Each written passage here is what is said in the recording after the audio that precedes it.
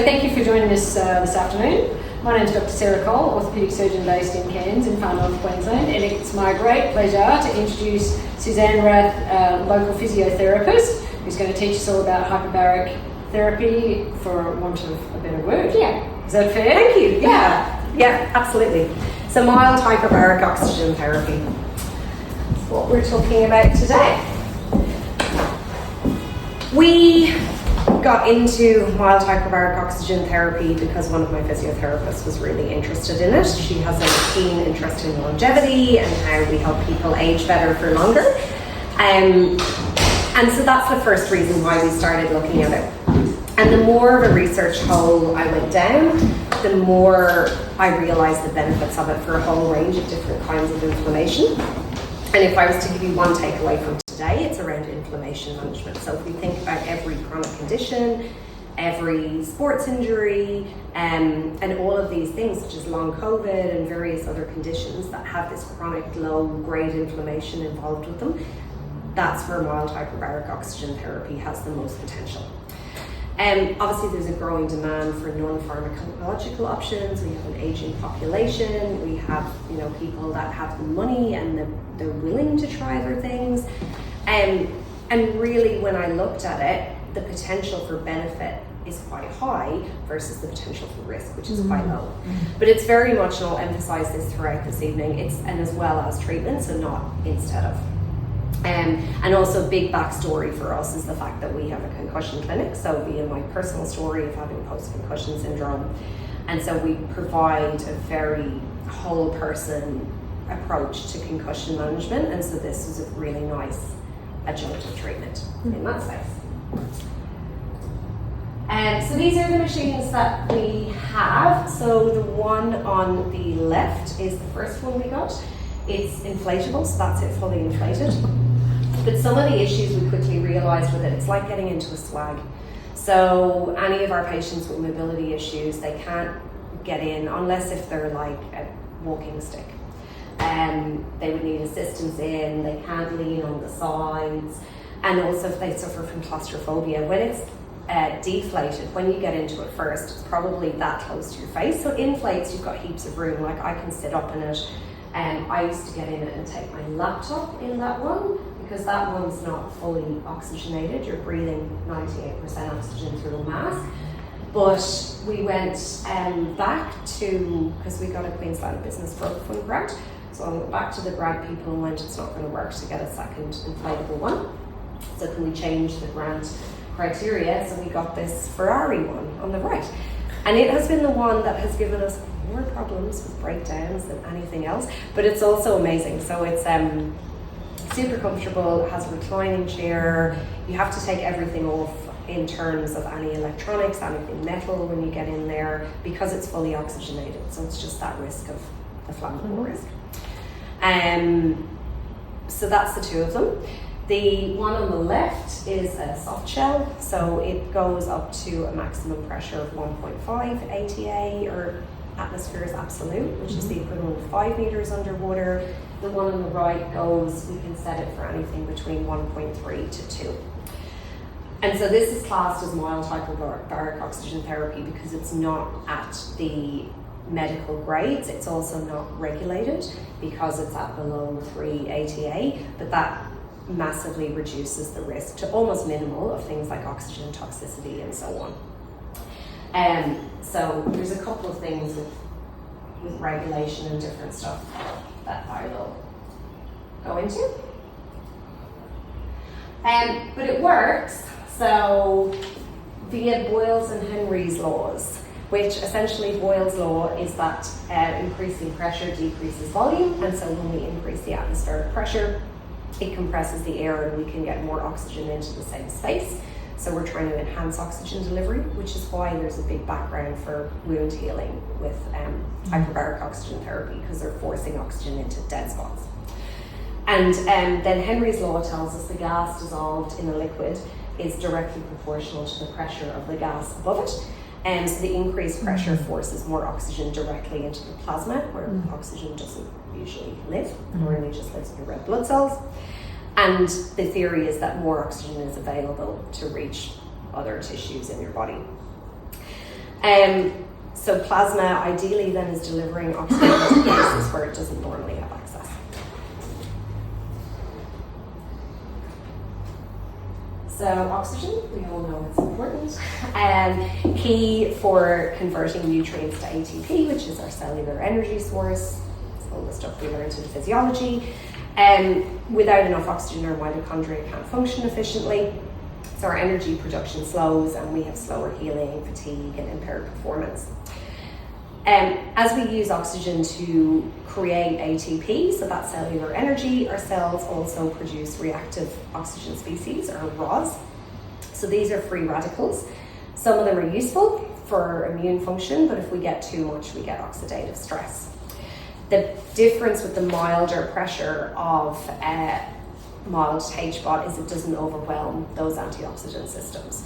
So that increased oxygen over time actually improves our mitochondrial function, and we then produce less ROS per unit of ATP. I'm not going to go on about physiology all the time.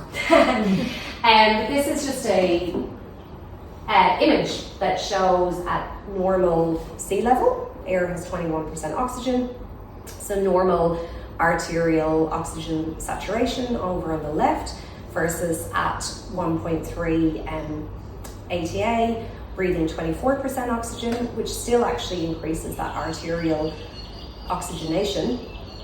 But then when we start to breathe 100% oxygen, obviously you can see how much it jumps up. So at 1.5 ATA, 100% oxygen, arterial oxygenation is 10 times. And venous is, like slightly more than that. So really interesting, the differences. And if you think from diving, again, that 1.5 ATA, that 5 meters, is like your safety stop zone. So there's no real decompression issues or anything like that. So the key physiological effects, so it's really important, I have to emphasize the key physiological effects. When we promote it, when we talk to patients about it, any of our flyers, any of our newsletters, anything that goes out, all we talk about is it's an adjunctive treatment. It's something you can try in combination with other things, and the physiological benefits of it.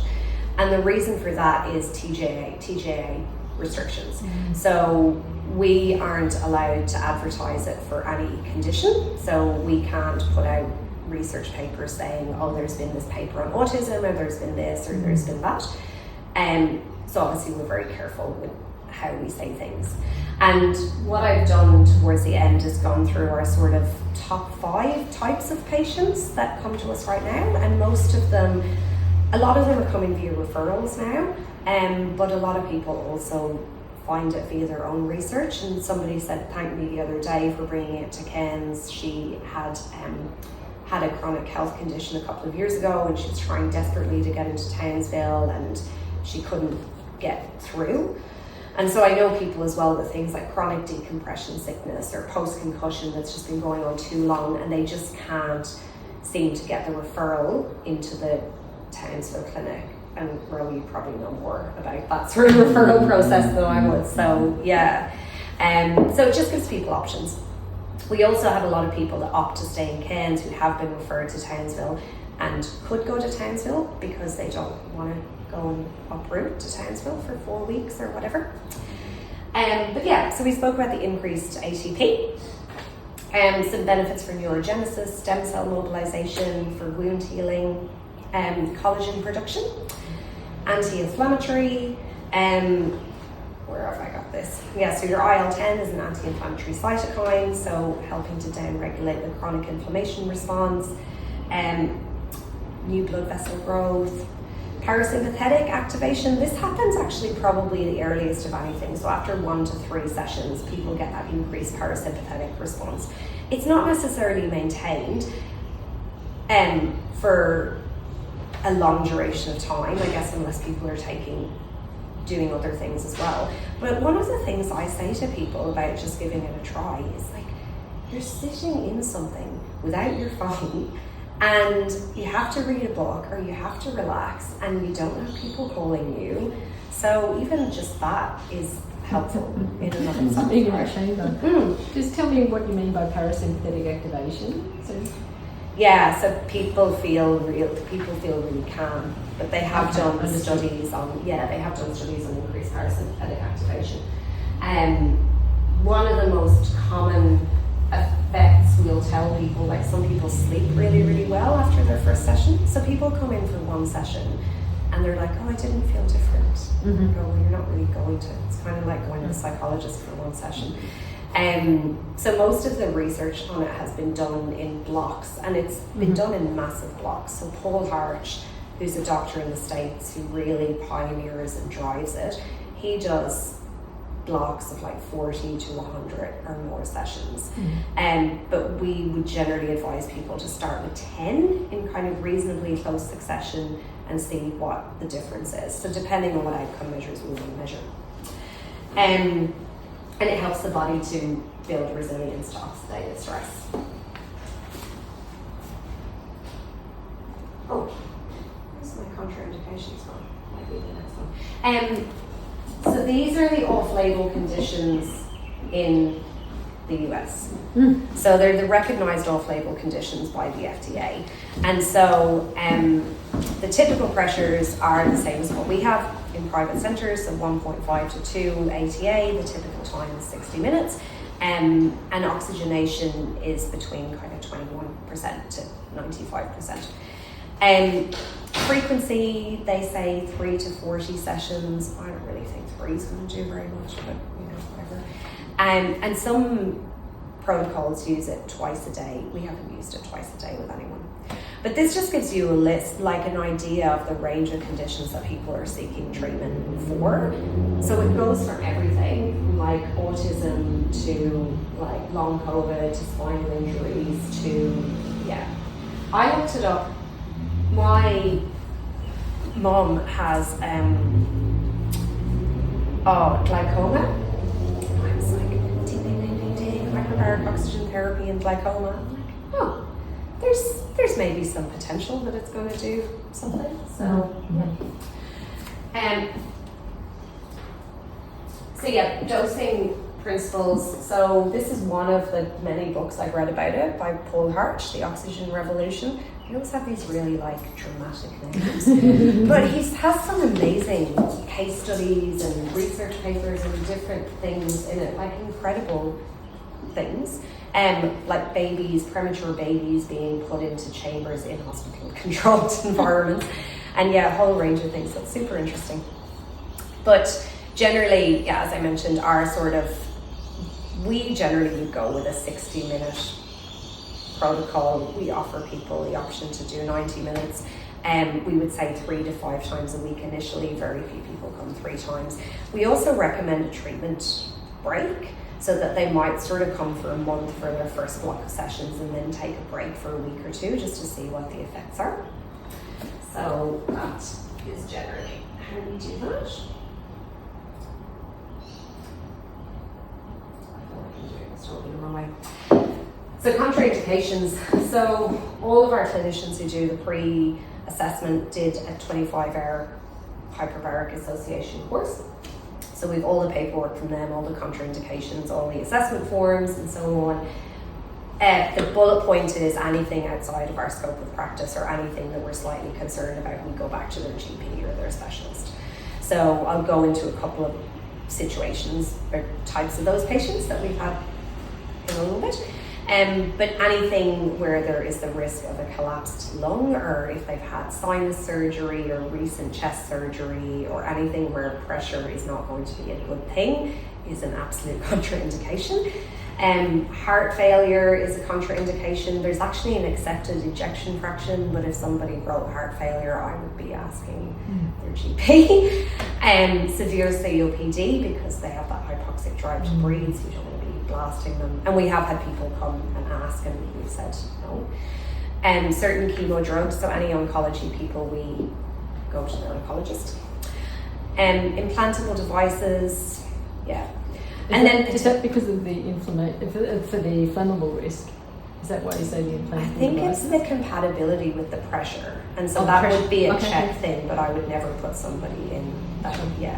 I think like joint replacements and stuff, it's fine, but I'm just thinking about pacemakers. Pacemakers I would 100% be going back. I think some of them are compatible, but yeah, I wouldn't make that call. And yes, the side effects. So I mentioned that sometimes they can have a really good sleep, sometimes they can have a terrible sleep the first couple of nights, or they can feel more fatigued. And they can obviously get sinus discomfort, or if they struggle to equalize, which is something we do as part of the assessment, they can sometimes get sinus discomfort. Honestly though, it takes the machine 10 minutes to get to pressure. It takes me 10 seconds to get to that depth. So it's not that really quick blast of pressure. And actually the first couple of times I went in it as a diver, I was constantly doing this, like just because I kept expecting the pressure to increase and it didn't at all. And now I just sit in it and breathe my boat and don't even think about it. So for most people, if they can swallow, they can just pressurize.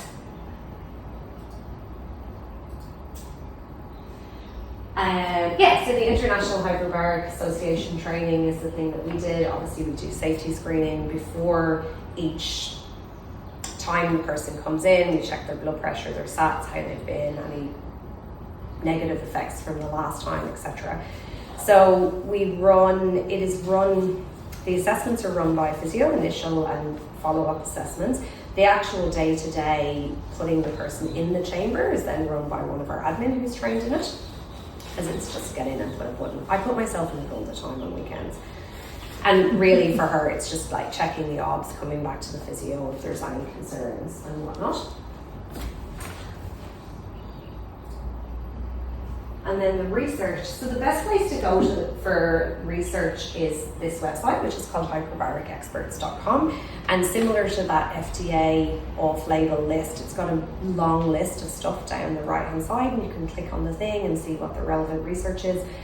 Like every series of studies, there's like a mix of case reviews and randomized controlled trials and animal studies and human studies and so on. There's a decent amount of studies in the military, as tends to come out with a lot of cases, right? Because they're there and you can study them. But lots of stuff on complex PTSD and traumatic brain injuries and stuff on them.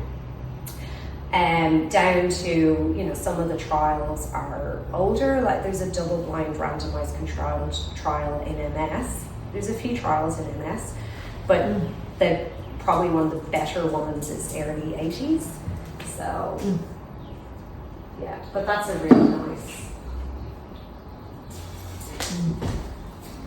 thing.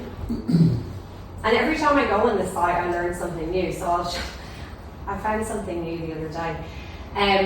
But yeah, so traumatic brain injury post-concussion, a big reason why we wanted to get it.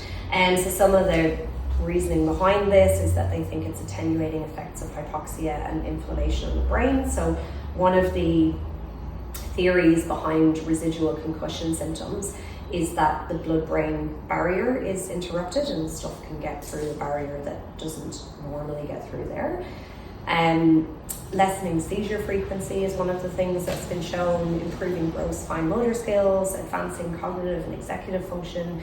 So this is something actually that we've had patients who've been referred by Dr. Finn or who've come themselves, who've been meant to go to Townsville, because he's really big on it for bone healing after like orthogonatics, I can never say that word, but that surgery they do. And so the patients don't know if their bone's healing. And so one of the things that Danielle spoke to a couple of people about was she said, one guy was doing Sudoku, and she said, you might start noticing you're feeling a bit like quicker at doing the Sudoku. And he did, and people have noticed they've felt sharper, and reducing concussion symptoms. I mean, that's a bit of a broad thing. And obviously the studies range, as I mentioned. So a lot of studies in the concussion world, you've got to feel sorry for the poor pigs. Pigs tend to pocket. Really? Yeah, knocking pigs out, and if you love animals, you don't really want to read them. I read a beagle one the other day, I was like, no. So some of the studies, so I pulled out some of the major studies. So in one, people received 40 sessions of HBOT at 1.5 ATA, an hour a day, 5 days a week. They had significant improvements in memory, sleep, anxiety, PTSD symptoms, and quality of life. When the control group crossed over and got the same protocol, they had nearly identical improvements, so there's not necessarily a time factor. And they continued to improve even after the treatment ended, so they did do a follow-up study. Another one looked at the why. So the researchers found it appears to protect neurons by calming down key inflammatory pathways in the brain, specifically the TL-OR4-NF-kappa B signaling pathway, which I know all about, not. But apparently it's often overactive after brain trauma. And one of the trials, they reviewed people 5 years after the concussion, and they still were getting improvements when treated with it. So yeah, we mentioned the inflammation, restoring the blood-brain barrier is one theory, decreasing swelling. And with our military veterans, it improved symptoms like mood, anxiety, and impulsivity, but it also showed clear improvements on imaging scans in brain blood flow. And I put a slide with all of the links to the studies at the end. Like, I'm happy for that to be shared. Does DVA pay for this? Yeah. Nobody's expert. Does it pay for the higher pressure? So you're saying, so it sounds in like there's different Townsville, tiers. probably, because when you're operating at the pressures like the multiplex and so on they have in Townsville, that's where you need your hyperbaric technicians and your doctors and your whatever, because the risk is. And how high is the pressure there? They probably would start. I don't know how high it goes to. I know in Paul Hart's book he was talking about these rare case studies where they put people in at 6 ATA. Like one case study where a guy had gone into cardiac arrest, and I think he accidentally got put in at 6 ATA and had some miraculous recovery. But anyone who was in there with him who wasn't suddenly in cardiac arrest would have been Feeling a bit uncomfortable. not feeling that great. Yeah. So what so you're talking about mild. Yeah. And so that means it's got to be less than 2 atmospheres. Is that Yeah. what we're talking about? Anything that's less than 3 isn't regulated. Yes. And so they're approved for use wherever. And it makes it a little bit of a grey area in the sense of looking at insurers and so on, which is why we probably went overboard in the sense of the training and our expectations and so on, but it's better to be overboard than not. So anything over 3 is in Townsville. You've got to travel. Yeah. So anything that's acute medical. Sure. Still, But still, it's and anything that's sort of a chronic thing, then that's they can come and see us. Do you have any referrals for VOs, that's included from aesthetic practitioners, following feathers and things? Because you can use hyperbaric for. I was reading so much of that I've stuff. never had one. I haven't had one, Chris. I'm trying to think of the plastic surgeon I spoke to recently who was really excited about and has referred a few patients. I think they were having. I haven't seen of anybody who's been referred with VO, but I have seen the studies on it. Yeah. And sort of what depth needs to be for VOs to revascularize tissue, to be deeper into atmospheres. Yeah. It could be a Townsville thing. Yeah. Touch through. But even if you just have a little, I mean, it sounds, I mean, presumably the effect is dose dependent. So if you did 20 sessions at 1 atmosphere, would that be the same as 10 sessions at 2? Do you know what I mean? Like it sounds like they're getting pretty high oxygen levels in 600. There was 600 millimeters of mercury of oxygen or something in with 1.5 atmospheres and 100% oxygen or something. Yeah. Yeah. So that's 1,000 in the arteries and 400 and something in the venous. I'm not sure what the benefit of even more than that is necessarily. I mean, I understand. When you're changing a parameter, if you make it 6-fold higher, I don't know that I understand this guy's got a lot of expertise, but I don't know that I really want. I think taking it 6-fold higher sounds fantastic. That sounds like a big advantage. You need to have some serious I wouldn't go diving to 30 meters and breathe 98% oxygen. Yeah. Cancer, I put this in because we've had a lot of oncology patients that have come to us, and I put in block capitals. Obviously, treating oncology patients is not in our scope of practice, but we come to people who want to do anything they can do to improve their well-being or to improve their quality of life or to enhance their chances of survival or whatever it might be. And we have always consulted the oncologist, and the oncologists have always been happy for the person to go ahead. And the patients that have come in for it have really enjoyed it. They felt very relaxed. They have, felt like they're doing everything they can. But some of the studies are on improving quality of life and boosting natural killer cells. There is one study I came across on it, boosting effectiveness of a certain chemo drug, but that's not my jam to talk about. But what is in our scope of practice, and I was really excited because I saw this the other day. 2 of our physios have done a specialised breast rehab course, and there is so much stuff on lymphedema and on restoring shoulder movement and reducing fibrosis. So that was really, really exciting. And so they were using 1.5 ATA as well. So associated with reduced pain, less fibrosis, decreased edema, and as I mentioned, the shoulder mobility and overall function. So I don't think we have had any of those clients specifically in it yet, but yeah, the girls are really excited about that and just building that service. It's pretty new to us, so yeah, so that's cool. So plastic surgery, dental stuff, max fax stuff. Apparently it's conducive to survival of transplanted fat, which is nice, and improves bone healing and could improve surgical patient outcomes. So the plastic surgeon I spoke with was very keen actually on his patients doing a pre and post-op. A lot of studies, they have people doing a pre and post-op, and I think the difference is, it's like you want a really good outcome if it's your face and you want it quickly, right? Whereas like if it's your shoulder, your elbow, you're kind of prepared to go, it's fine, I'll deal with a 1 out of 10 pain, or I'll wait. So the people that have the slower bone healing are the smokers. So do you take on any smokers? As long as they don't have COPD or any of the other. And so how do you eliminate that possible diagnosis in smokers? Well, it's on their medical history. Fine. But okay. obviously it would be via, if they come in and they look like they've got COPD and the assessment. Okay, so you do a bit of and we're doing basic stats clinical and all assessment. the rest of it. Yep, good. Yeah. Okay. And because it's done by the physio, so all of that chest stuff, auscultation and all that, they can do that. Are happy to do Yep, that. good. Yeah. So yeah. But it's not.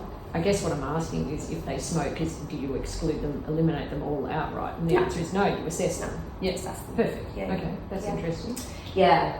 So dental stuff. So growing role in managing complications after tooth extractions, implant surgery, osteoradionecrosis, which happens after radiation to the jaw. We talked about the tissue oxygenation until the cows come home. A study in 2022 looked at after orthognathic surgery and significantly reduced post-operative pain, swelling, and inflammation. Looking at tissue survival after procedures like grafts and flaps, and emerging role in correcting complications related to facial fillers. So not just the vascular occlusion, but tissue necrosis and prolonged swelling. So vascular occlusion from the pressure of the filler. There's different types of occlusion. One is direct arterial injection with the filler. It's basically a gel to stop the blood supply, which I've seen a few of in clinics over the years in different clinics. Hence why Queensland government are shutting those clinics down. So the whole industry is changing in the next few months. Actually, the whole hoo-ha, nurse injectors saying, "Why can't I do this?" It's like, well, where's the doctor who will need this? It's an S4 prescribed medication. The doctor says, not the doctors have no training in cosmetics at all.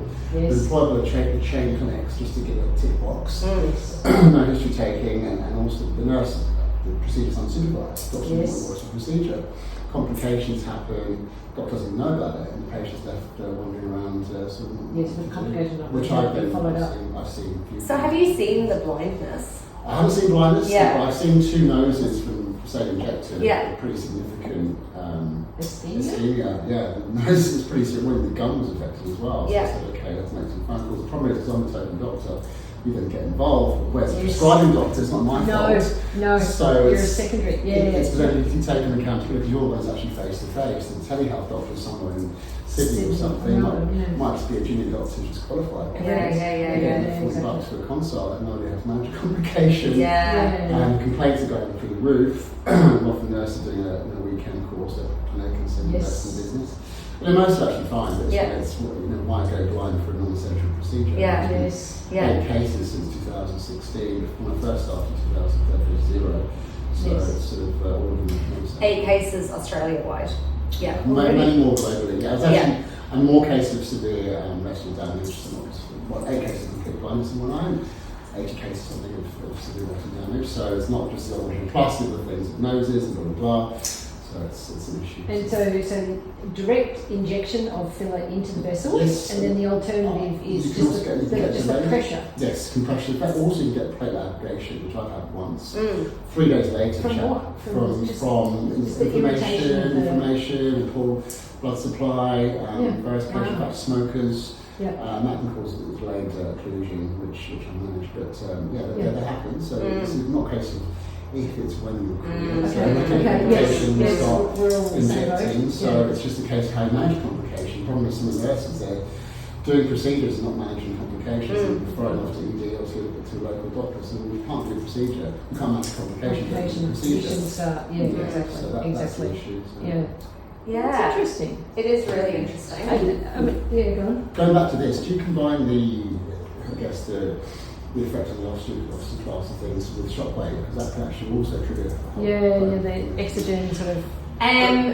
We haven't specifically for any conditions that I have known of, but that's not to say that we wouldn't. So I think we've got a couple of chiefs for non-healing factors and things, and then grass fails and they're smokers and they're not great candidates, so the back lose a finger or something, so we'll try everything. So.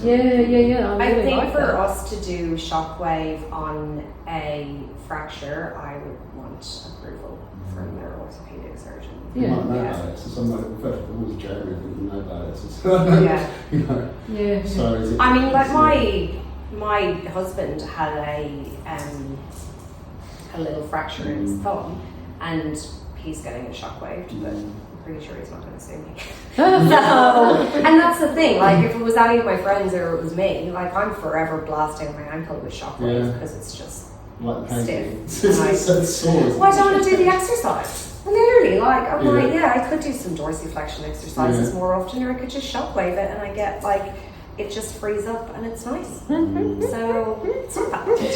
Plug in for the exercises. I know, right? So I guess what I'm hearing, hand surgery, like, so conditions like Dupuytren's are particularly difficult to get the wound to heal.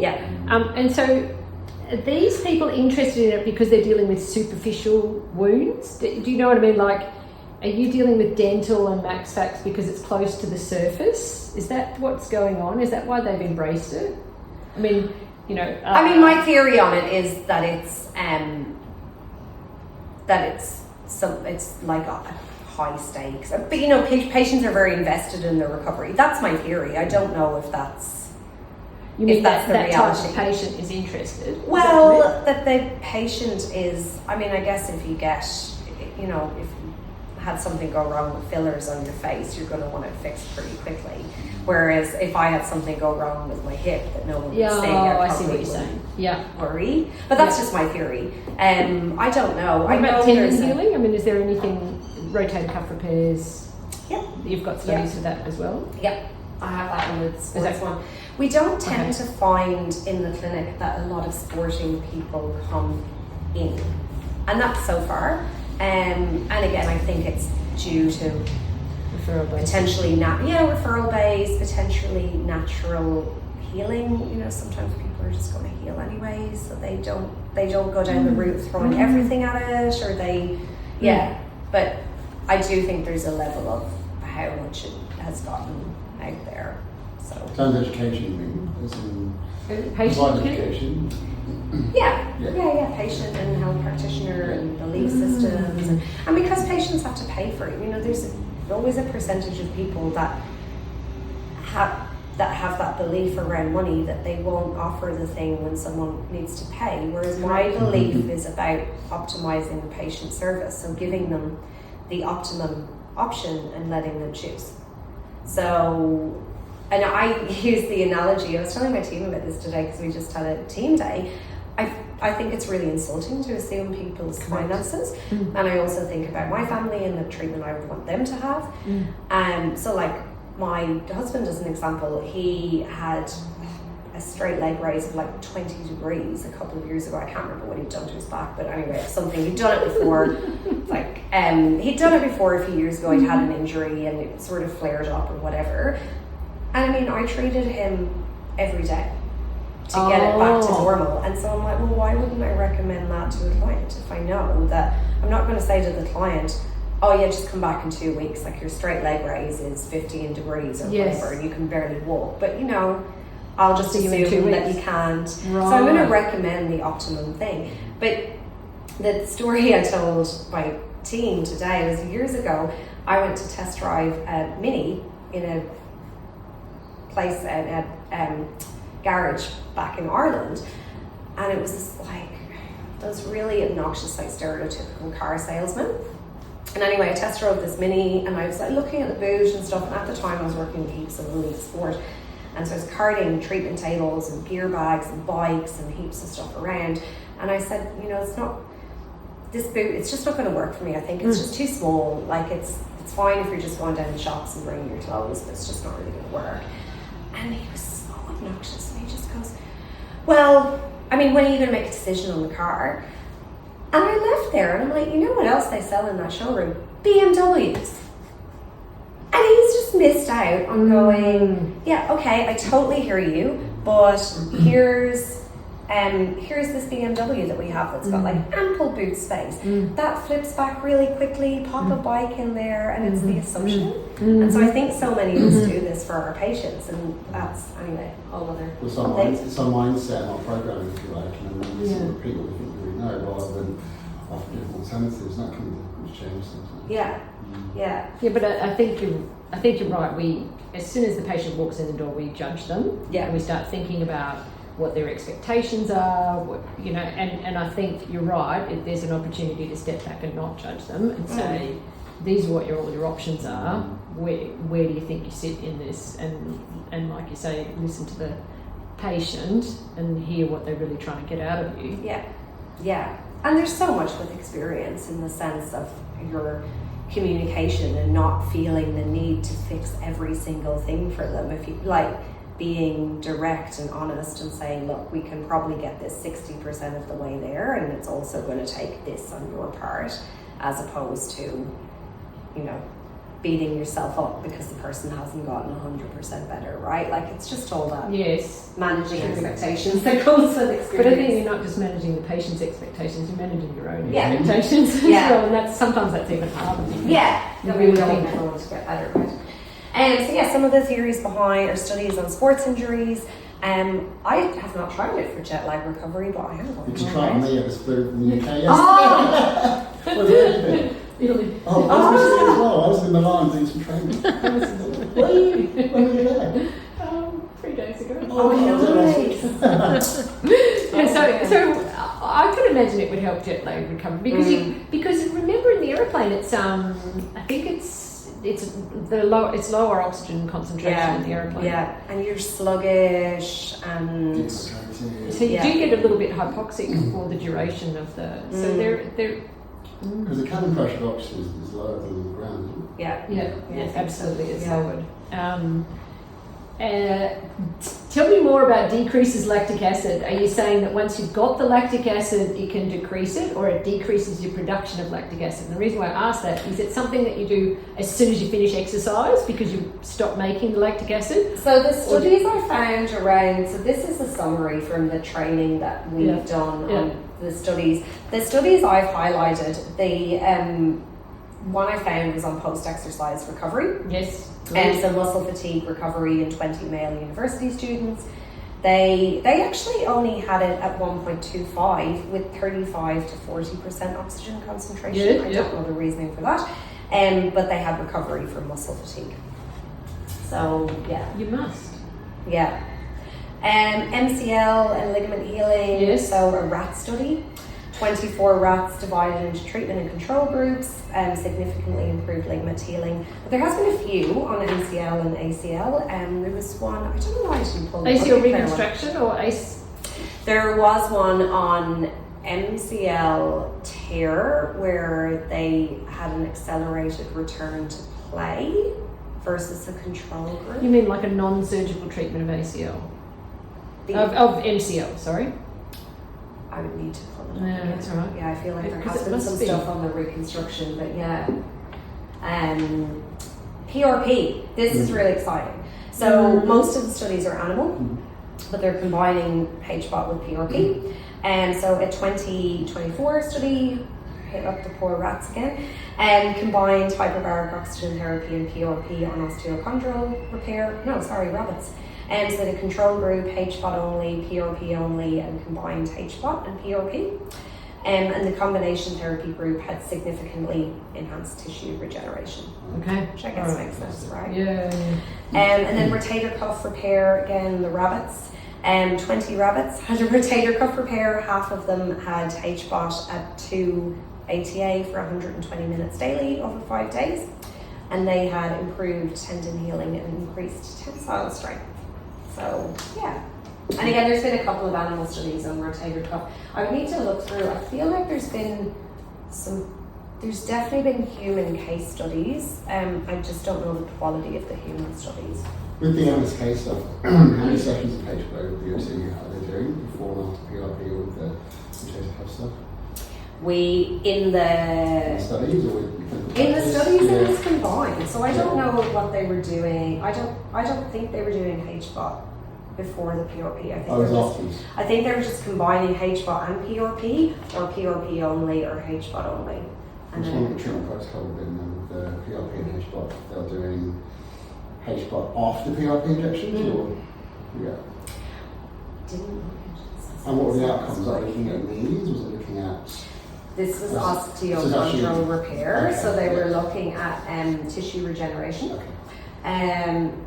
But there have been a few more, and I could have done a bit more of a dive into that PRP, but it was I'm doing more of that. I think it's really interesting, especially the platelet dose, because a lot of PRP is sort of lumped in together, but it's actually not looking at platelet dose. A lot of the single tube systems that Queen's X-ray have got is actually underdosed. Yeah. So 1 billion platelets as opposed to say the 12 billion platelets that I'm using. Yeah. And you can mix the leukocytes as well, monocyte rich or lymphocyte rich, so yeah. you can combine and fine tune it. I had my knees done in January actually. And do you think Fantastic. So I had Durolane plus PRP at the same time. And I had good dose. Well, it was a bit sore for 2 days, but again, it's about the dose of platelets. So most of it's all single tube. I won't touch the slides a bit, but the high dose platelets and M-site are used in spines and all sorts of things. Yeah. Good. That's good. the system I've got. So yeah, I'm doing more of that just because I'm getting older. So I need to. What is the reasoning? What's the reasoning for the lower dose? Is it just? I think just the system. Yeah. So a lot of single tube systems is the same tube you get from phlebotomy, saying that QML or SNP would use. They just make it a bit bigger and put the platelet in it, the plasma in it. So the goodies that you get out of it. So I use the actual vivisection I use is 60 mils to 120 mils. And you can dose that down to 7 mils with PRP and PPP, whereas these are using 10 mils. So actually your ratios are a lot less, so you're not going to get the concentration. It also takes longer to spin it. So if you can spin it really quickly, you can turn over your patients a bit faster. So he's taking the time to actually and it's also quality of centrifuge as well. So it's that angle. So this one is a proper German tech one, so it's like an Audi as opposed to so that on at a microscopic level, the product is different in different providers, and so there's no standardisation. Right. And this is the thing; it's all lumped into one word. We actually look at the actual concentration, the actual extracts you're going to get, and the quality of what you're injecting. Also, you have different types of PRP for different effects. Yeah. And also what you're combining with as well. So I'm actually friends with the research scientist, but the main one was Australia Genie, so she writes the papers and so she's way smarter than I am, so she talks about the technical language. Yeah.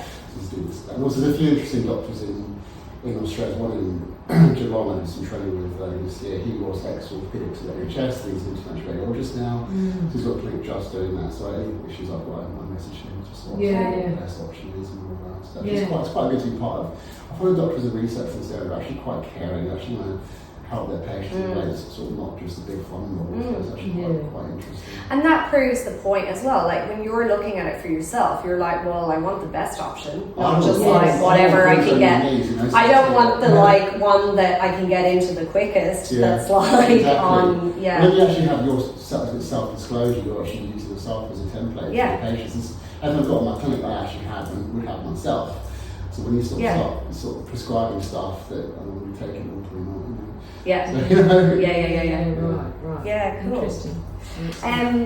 So then the last thing, which we used to see a lot of patients with long COVID. I mean, we probably still do to an extent. A lot of it is because we have that real whole person approach, and because they have this whole range of symptoms and so there's a lot of stuff on it in long COVID. Most of the studies actually tend to be over 2 ATA. They tend to be sort of 2 to 2.5. There's a couple around that 1.5 mark. But I've used it after, because both times I've had COVID, I've had the fatigue and the cognitive stuff has just been the thing that's dragged on the longest. So actually both times I had COVID, I mostly had fatigue. I think the first time I had maybe a little bit of a temperature for 2 days. And the second time I just had this intense fatigue, but it dragged. And so I'm blasting myself in it whenever I have that. So one study was at, I believe, about 2.5 ATA. It's a 2023 study. They did a course of 40 sessions, and they maintained the improvements a year later in cognitive function, psychiatric symptoms, sleep, and pain. Another 2023 study, they just used 10 sessions, and they used 2.2 ATA and had statistically significant improvements in physical energy, emotional well-being, cognitive clarity, and function. So, yeah. Is that because of the effects of endothelial function, like in iron and things, or what do you think's happening with long COVID and hyperbaric oxygen treatment? What's the sort of underlying? I mean, I think all of them have that sort of low-grade inflammatory profile, where they have changed their gut microbiome, and they have this whole series of things that are happening, which is why a lot of people have seen various people in our clinic, they've sort of come for exercise physiology or something to go back to safe exercise, or they've come to see Catherine for a naturopath assessment, or they've come to see a couple of our physios for a breathing assessment, and then they wind up maybe with our, depending on the person, with our OT going through sleep hygiene and pacing, or with one of us for pain management, or I guess they've such a varied range of things. But yeah, I mean, I don't know if you could theorize that there's then potential interruptions of the blood-brain barrier, and who knows. So I've used my first got into the IV infusion, some patients with long COVID, and I used high-dose vitamin C and glutathione, and they got better actually. Yeah. That would be complementary, I imagine. I think so. Well, actually in Korea, they're doing this glass facial thing with a special face mask. I think they're doing PRP with RF, then a face mask, IV vitamin C, and H1. All at once. It's a bit intense. How many sessions do you do? I want to see. I think it was one session, you get quite a good result. You want Right. I'll have a go. Yeah, sounds great. All right. Anyway, so the benefit of the Facebook people, and we'll book that appointment after. Anyway, so we pretty much covered this, but that's how it's an adjunctive treatment. So I didn't actually get into a lot of the neurological conditions like your MS and things like that, but they have shown impacts on balance and various other mobility factors in some of those. So obviously we would then Our outcome measures would depend on what the patient, the patient in front of us, obviously, and what they want to change. So we might do like a bird balance score, or look at coordination, or look at mobility, or have our OTs might look at their cognitive function or whatnot. Potential for mental health treatment, post-op injury, rehab. Very much adjunct. Good. And that's just a list of references, if I'm happy for that to be shared. But they all come from that Hyperbaric expert site, so I literally just chose a random selection based on what we see. So, what is chronic decompression sickness? When they have ongoing symptoms of decompression sickness. Have you treated it?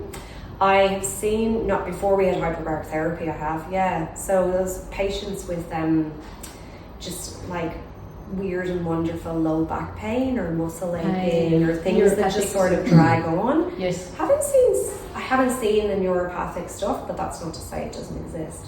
But it's like they have that low grade inflammation as well. Like they have this. I think I saw RSD as one of your off-label uses. So your chronic regional pain syndrome. Yeah. Have you tried that? We haven't had anyone in with it, but I definitely would be willing to try it. And when you say shoulder mobility after breast cancer, are you saying that because you improved like the lymphatic drainage, whatever, less fibrosis in the hand, they get more shoulder mobility? Or do you think they're actually getting less fibrosis in the shoulder? Is it like a anti-frozen shoulder situation, or is that too much, taking it too far?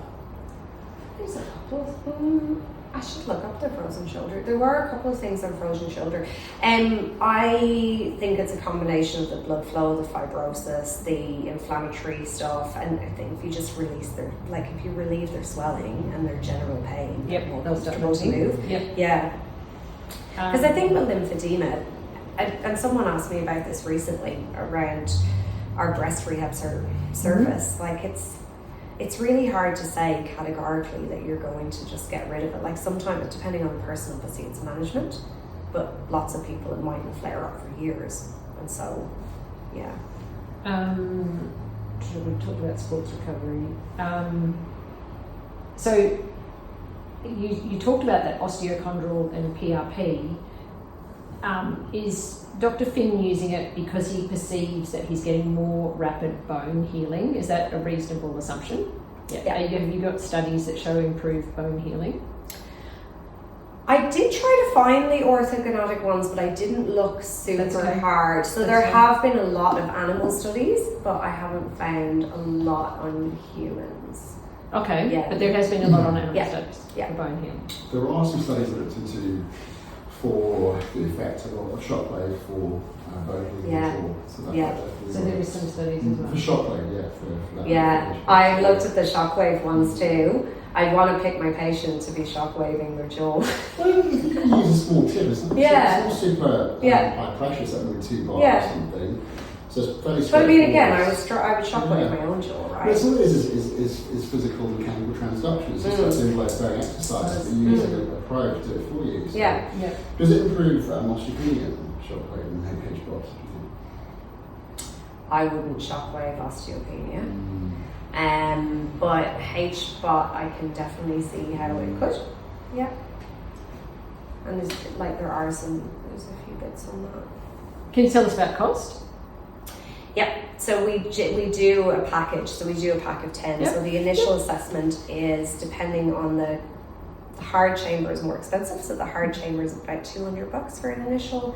The soft is like $150, and then depending on the package, so let's say we started sort of 10 packs or 10 20 sessions. packs. Yeah. They work out at about $150 each for the hard chamber and about $120 each for the each soft. session, each of the 10 sessions. Yeah. Okay. And there's no rebates on any of that. No. We thought that people would maybe be able to get it through on some of their other therapies under NDIS and so on. Yes. We haven't had that many. We haven't had anyone really come in so far. A lot of people have used it with, like, they've had CTP payouts or various things like that. Oh, really? Used it. That's good. Yeah. But I mean, I I don't really see why they can't get it. I mean, they can go fishing on NDIS, so I don't really understand. Oh, really? But that's just Okay. me, right? Okay. Yeah. So if they choose, they can do it. Yeah. Erectile dysfunction, did you mention that? I can't remember. I think whenever I came by your clinic, Yeah. we were talking about Peyronie's, and I was at one of my. No, we haven't treated erectile I've dysfunction, heard but a few there definitely would be. Yeah. Because I'm shockwave and PRP and giving intellects. Yeah. Low 'Cause- levels of city work. Yeah, because I think I was saying, and are you doing that? Are you putting them on the Emsella as well? Some I am. Yeah. Depends on the time. So. Yeah, Someone was obviously- asking me about Emsella the other day, and I was sending them your way, but I can't even remember who that was. Some is a pelvic floor conditioning chair, so it does Oh, yes, 11,000 you keep told us me. in 20 Yes. minutes. So Yes. we all need some help with that. But Yeah. I mean, most of them know about what Kegel is. Most men have got no idea what a pelvic floor is. Yeah. They have to do a Kegel, Yeah. especially after prostate surgery and things like that. So I mean, it is such a huge problem. You know? Yes, So yes. And it's sort of undertreated. Just go for the GP, get back, and that's about it. You know? So They it's don't not take it any enough. further. No. Yeah. I'm actually going to make a phone call. People are more interested to go into treatments, so PRP, shockwave, things kind of work together. That's longer lasting than taking a tablet and things. So. Yeah. Mm-hmm. Yeah, 100%. I had Yeah. some great results though with shockwave and Peyronie's, so I got referred to Phil Smith. Fantastic, and combined with shockwave, as the worst case scenario, you get better erections. Yeah. Best case, it'll be straighter as well. So it's a win-win situation. But I sent a couple to you for HBOT therapy. After shockwave and PRP, just to try and chase up with to Danielle go back and to that Google data and you see what's saying about happening. PRP Yeah. and HBOT. Yeah. I guess that may well work for the ED issues. I guess that neovascularization. Yeah. What about in diabetics with that? I've done diabetic and it seems to work. They've got to be motivated to actually control their underlying metabolic issues as well. So I'm So trying have to to get their optimise sugars that. under control. And also, well, they're not managed well with the GP, so I'm sort of trying to optimise that. So optimise their testosterone, get that sorted out first, and then we can do the intervention. Yes, yes. Diabetics, we have had a couple of diabetics in for wound healing. We have just gotten GP clearance. They need to eat. Well, everyone needs to eat before you go in. Go on. Because they get a blood sugar drop. Wow. But we all get a blood sugar drop in it. But that's the only thing with them. So long as they're cleared and they're under some sort of wound management program, and yeah, they're fine to go. Thinking about And generally, those people, those real chronic wounds, some of them are sent to Townsville, and I know. But you want them under a wound care nurse and whatever. But there's just those people that are borderline, or they want to stay here and they're happy. to absolutely. come in. Yeah. Is there any data on the effects on, say, dementia or cognitive function? I supplied for Churchill. There's heaps of stuff on cognitive function, so much. So depending on what you read, a lot of studies and a lot of people will say that it's more vascular dementia, which kind of makes sense. Oh, yes. Rather than Alzheimer's, but there is some stuff in Alzheimer's. I just applied for a Churchill Fellowship to go and study longevity. I haven't heard back yet. To study HBOT in longevity in places that are doing it really well. So there's the States, Israel, and Dubai. And of the three of those, Dubai is the only one without a rapidly aging population. Without? Which is what we have. Like we have a problem. Yeah, Like- okay. Well, we're like a hugely aging population, Yeah. so we have such an issue with all of these like people living longer and getting chronic things. Sicker. We're Yeah. seeing early dementia as well, so it's happening in younger people. Yeah. We've had some patients, especially after TBIs or drug use or whatever else, and we're seeing these issues coming in. So. Yeah.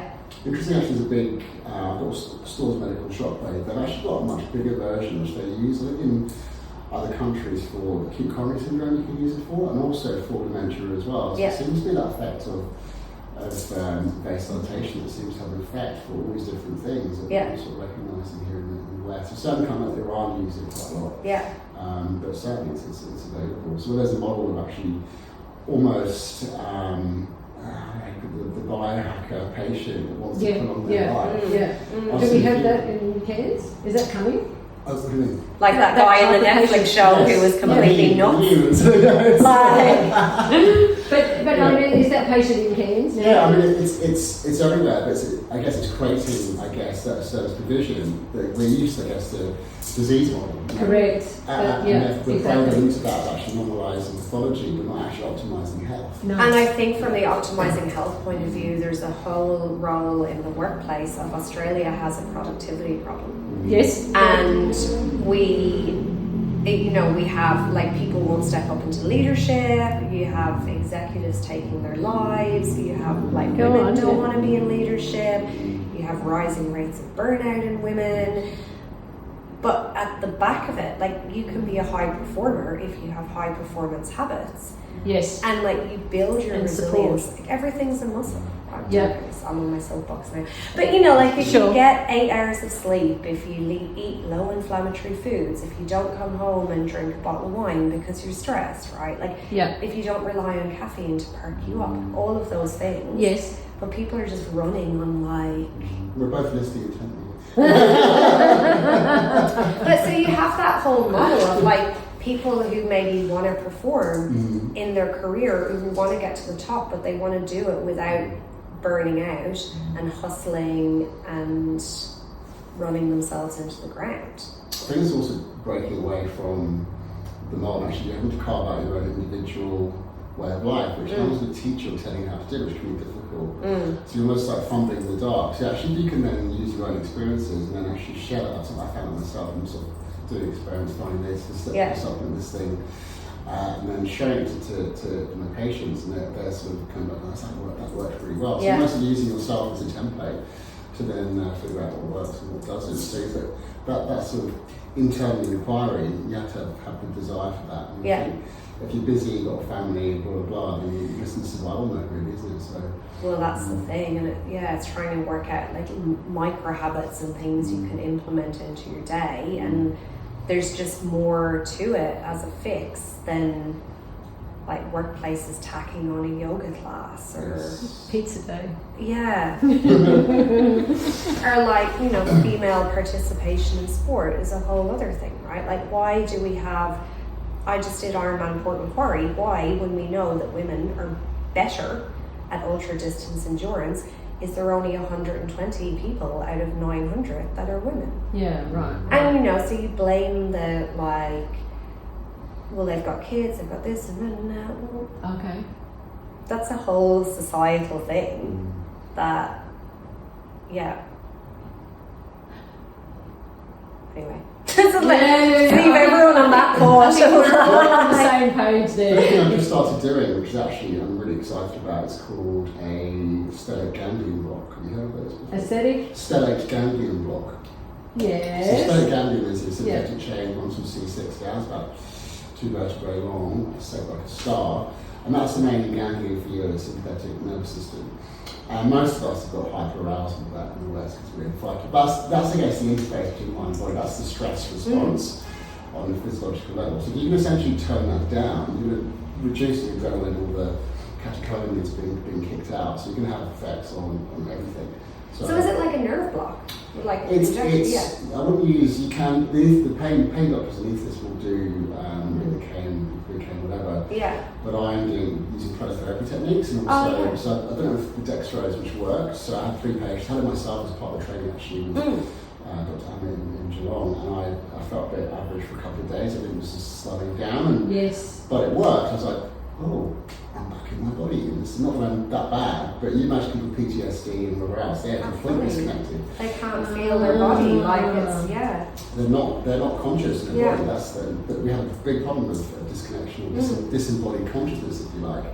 And people, at least there's no correlation what they see in the mirror, what they feel. So there's a complete disparity, which animals don't have in nature, whereas we as human beings, our minds and our consciousness are doing 2 different things. They're not talking to each other. But the SGB almost resets that.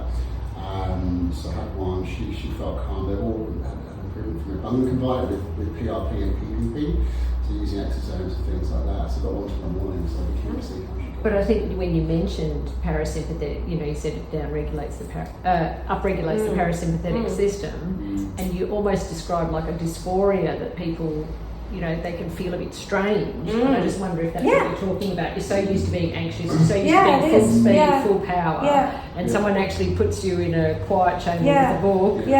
It's There's almost people that can't be disorientating. alone. Yes. Or they have to, well, just people in general, right? Like, Yes, or, you know, people, you go to a cafe, you can't just sit and look out the window and wait for someone like playing on your You've got phone. to be on the phone. I agree. Yeah. So, no, that's really interesting how, you know, maybe it's a little bit, I mean, obviously it's a generalised problem that, you know, we're dealing with it in our society. Having said that, you know, with lots of different modalities to treat it and think about it and address it, I think. This was the core, I think, the core about each of us is where it was electrical, that's our thoughts and feelings that sort of define us, and then if you can I guess address that, they'll have a resonance throughout the whole body. So it's actually quite interesting.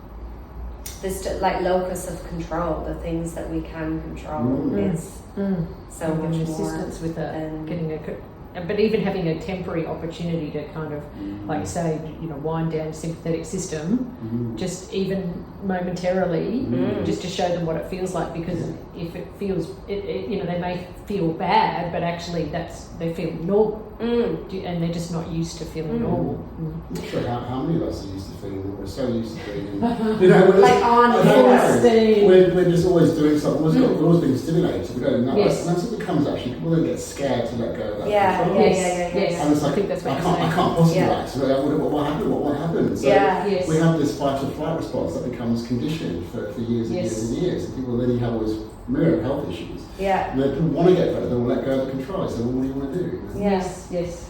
I heard that like when some women start permethrin, they have that because it kind of calms you down, like a similar thing that you're used to being like, and because now you're more calm, you're almost flat, and so then you're like, am I depressed? Yes, what's happening? Yeah. Well, thank you very much. I will stop the